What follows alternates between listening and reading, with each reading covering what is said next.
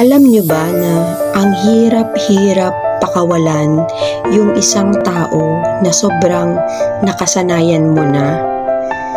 Yung tipong kahit anong gawin mo, mag-travel, kumain sa labas, gawin yung mga activities na gusto mo, wala kang ibang naaalala kundi siya. At dahil sobrang sanay ka na siya yung kasama, pag nawala siya, biglang pati mundo mo nawala. Hindi mo alam kung saan ka magsisimula, hindi mo alam kung paano ka magsisimula.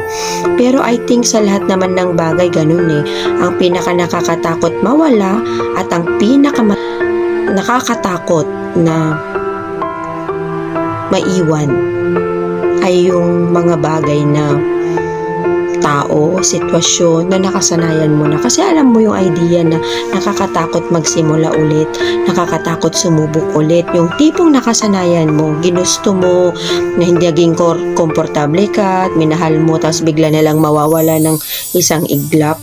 Pero sana kahit dumating tayo sa point na kailangan nating pakawalan yung mga nakasanayan natin, huwag tayong matakot magsimula ulit, huwag tayong matakot na mag-umpisa. Kung anong ibig sabihin naman nito ay maging masaya ka.